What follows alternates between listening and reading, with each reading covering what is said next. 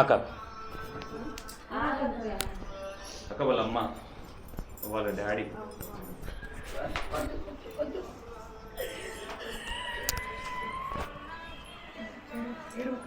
నువ్వు వారం నుంచి అమ్మా వారం నుంచి ఏడుస్తున్నావు నువ్వు వారం నుంచి వద్దు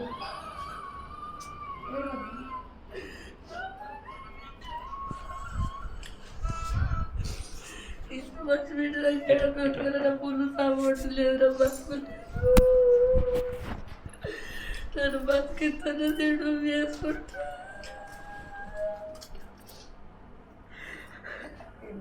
వారం నుంచి ఒకటే ఏడుస్తున్నావు. ఇప్పుడు పిల్లలు ఇద్దరు మన వాళ్ళు ఉన్నారు.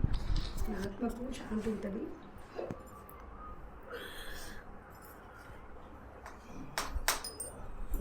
ఉండద్దు ఉండద్దు ఏమనకు ఇక ఉండద్దు అక్క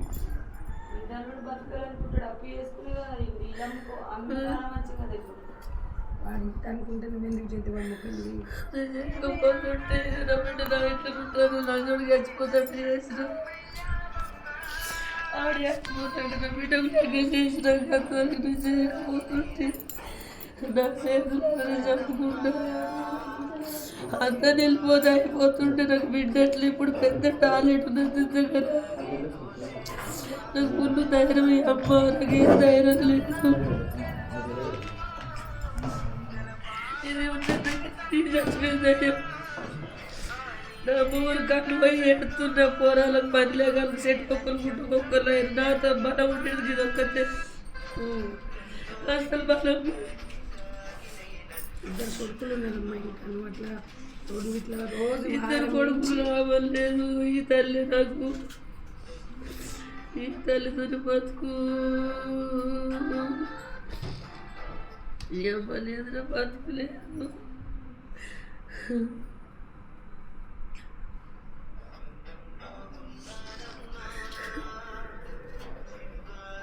నువ్వు ఏడ పడుకున్నావు అమ్మా అక్కడ పడుకున్నావు ఆ రోజు ఇక్కడ ఇక్కడ పండుకున్న పైన పండుకుని ఇట్లా పడ్డా ఇంట్లోనా కూలర్ ఉంది కదా అదేవాడు కూలర్ తెచ్చిన దగ్గర పెట్టిండు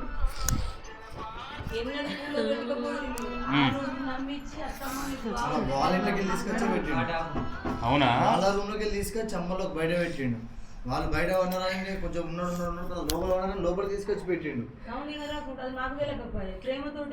అమ్మ ఎండాకాలం కదా ప్రేమతో వీళ్ళు కొడుకుని కూడా అట్లా చూసుకోలేదు అనుకుంటా అట్లా చూసుకున్నాంట నా బిడ్డను మంచిగా చూసుకోవాలని బాగా మంచిగా చూసుకున్నా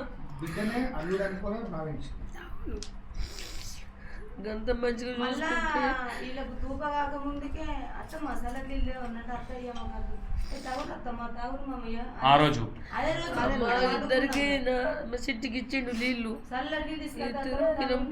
అంటే మంచిగా కదా అని నమ్ముకున్నాడు మస్తు సేపటికి వచ్చినాడు మరి వాళ్ళు ఏం కలిపిండో వాళ్ళు ఏం మత్తు కలిపిండో కాక వీళ్ళకు తేలి పడినంత నిద్ర అంట ఆ రోజా అదే రోజు అంటే అట్లా ఏమో స్లీపింగ్ టాబ్లెట్లు అట్లా ఆడు ఒకటేదాకా 12 దాకా కోట్లలో ఉన్నాడంట దవాఖాన పన్న మెడికల్ పన్న తిరిగిండంట అన్నదమ్ములు గట్టిగా నిర్ణయించుకుని చంపురా చంపిరాపాలు బరాబరి నలుగురు వచ్చి బలపరి చంపిరు వాళ్ళు నమ్ముతలేరు కానీ ఒక్కడు చంపిడు అంటారు కానీ నలుగురు వచ్చి చంపిరు అని వస్తు రోజులే అనబట్టి ఇలా చూడకు మమ్మల్ని నమ్మించిండు గాలతో నీకేం పట్టి నేను చేసుకున్నదాన్ని నేను మీతో ఉంటే చాలు నేను కాపాడితే చాలు నీ బిడ్డని నా అన్నదమ్ముల సంగతి నా తల్లి సంగతి నిజబెట్టాలని నమ్మించి నన్ను మోసం చేసిండు కావాలంటే నీ బిడ్డ నాకు అద్దుసి అని పోయినా కానీ నేను చదువుకుంటుంటే అదేంది గంత మంచి పిల్లని గంత వయసు పోయినోళ్ళు చంపుడంటే అది ఎంత కలకల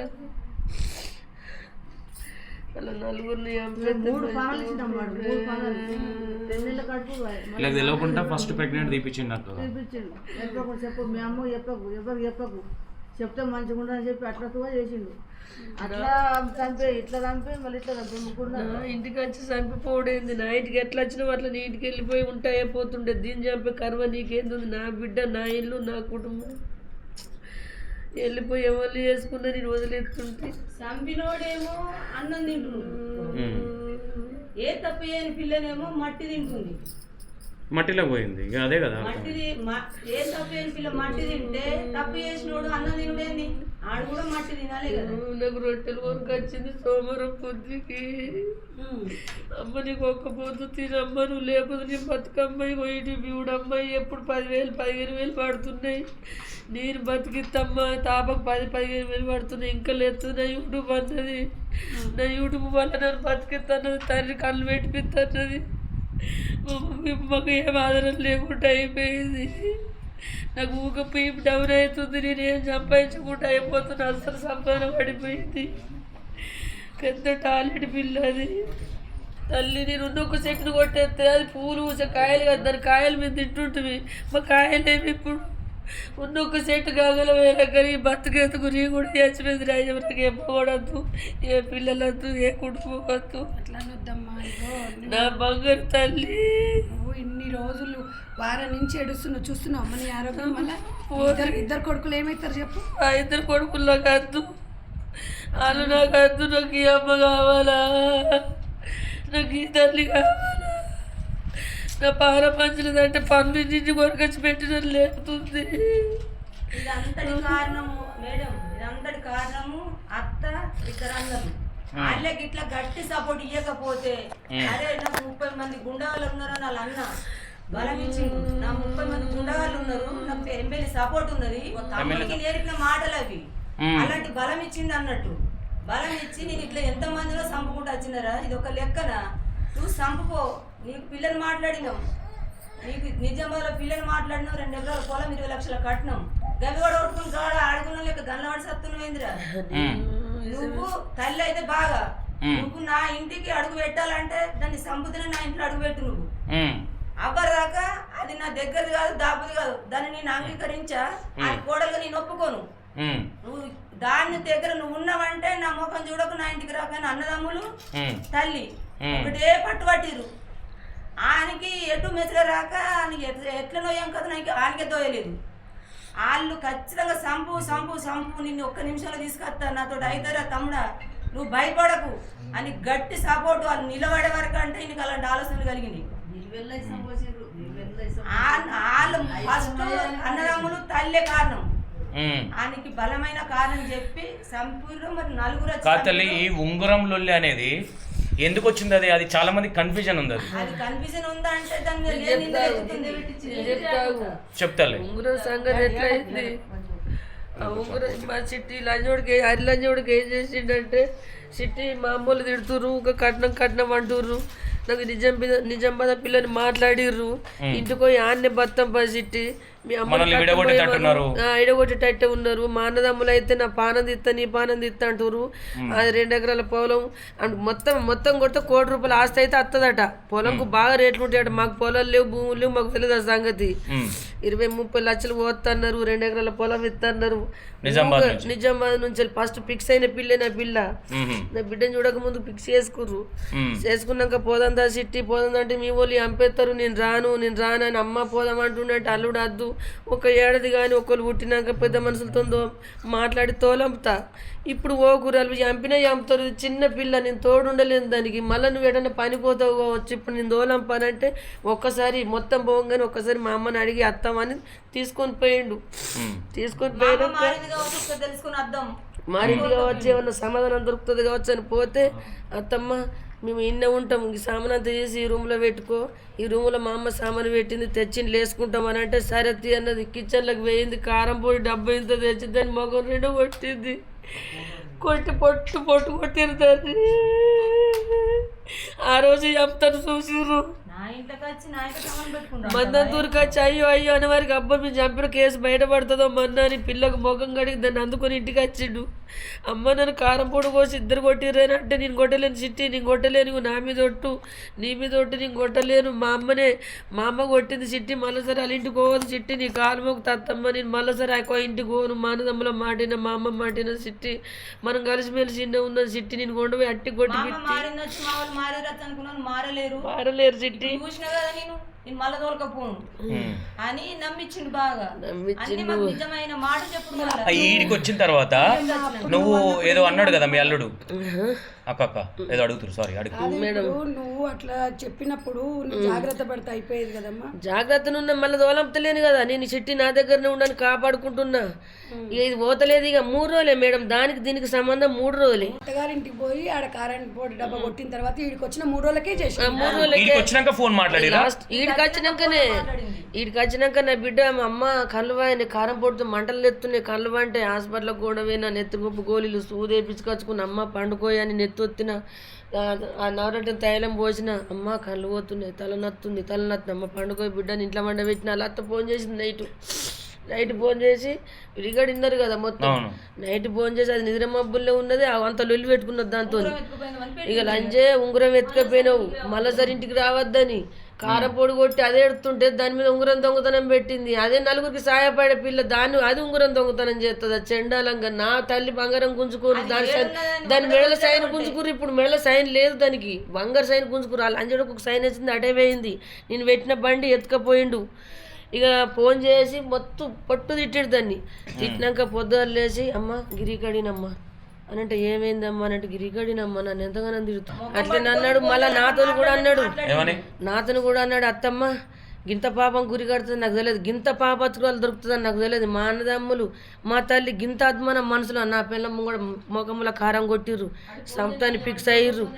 ఆడికి పోయిందని ఏమైంది అత్తమ్మ ఎవరికి ఎంపి పారేద్దరు, నేను పోను అత్తమ్మ ఈయనే ఉంటా అంటుండు. మళ్ళా పోతుండు నమ్మిస్తుండు మమ్మల్ని అందరినీ. అయ్యో మొగడు సొంత మొగడే కదా కాపాడుకుంటాడు, గంత బాగా ఉన్న పిల్లని చంపుతాడు, మన గడి చంపుతాడని మనం అనుకుంటామా? అది అక్కడ కాబట్టి వాళ్ళు అత్త మామ అయితే చంపుతారు, గిడిని చంపుతాడు అని నమ్ముద్ది. 3 రోజులు సీరియల్ పట్టిపోయిండు, తల్లి నలుగురు మాట్లాడుకుంటుంటారు.